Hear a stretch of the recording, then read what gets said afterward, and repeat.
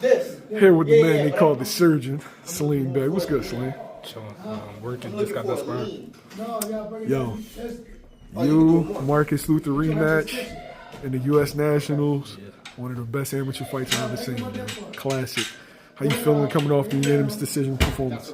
I feel great, just leaving the Nationals, having the week that I had a great week, and I feel like I did great, so I'm feeling good. Marcus is looked at as, I'm gonna say the biggest puncher of the JOs, not necessarily the open class, but the biggest puncher, y'all. Tell me how you neutralized him. I just boxed my way to the win. I feel like I'm the better boxer all around the board, and I just focused on that. I wasn't focusing on his power. His power didn't intimidate me at all, so, I just kept on boxing because that's what I'm good at. All right, so I heard you when you say that, and I'll agree with you in the first two rounds, right?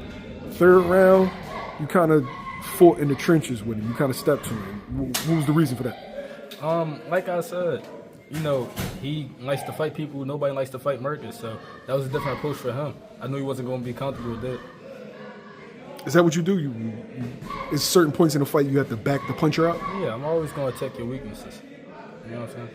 If you're a big puncher, you're a big fighter, people usually don't fight you and engage you in fights. Okay, let's do it the other way. All right, now, how much did the first fight play a role in your mentality heading into that fight? I'm not on top. I'm the underdog, and I got to go in here and take the win for myself. So, it gave me a lot of drive, gave me a lot of, a lot of built-up emotion in that, just losing last December and coming back this December and having to take my spot on the team because I want to go international too. Was that in your mind? I got to get my lick back? Definitely. What do you feel like you learned in that fight? In the recent one? The rematch, yeah. In the recent Marcus fight, I learned to be confident in myself, be confident in my abilities, not only box, but to bang as well.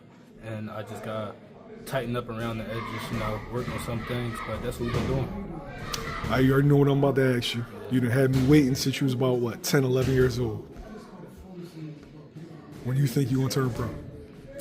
I don't know yet, I'm still looking at the Olympics. I'm weighing out my options, so that's my biggest thing right now. So at the moment, I'm not sure. Lee, Eddie's watching, Al's watching, Bob's watching, Jake's watching, Oscar's watching.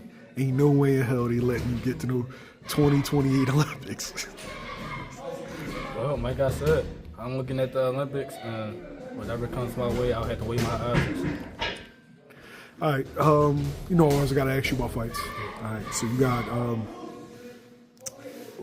Lamont Roach, Gervonta Davis. Everybody's counting Lamont out. What's your thoughts on that fight? Like I said, in boxing, at the end of the day, Lamont Roach is a world champion at the end of the day. Like I said, the whole thing about Lamont Roach is that he can fight, and you can't overlook anybody, especially not at the top level. Everybody knows how to fight, and Tink and Lamont Roach have been acquainted with each other since they were young, since they were younger fighters. And, just coming up in the game and knowing each other, the comfortability, that's still something that can threaten one another. But I feel like Tink going to come out on top at the end of the day. But Lamont might give people, a tougher fight than he might. Speaking on that, though, you fought guys early in your amateur career, yeah, right? And then you fight them now. Do you already know what to expect, or is there somewhat of an evolution?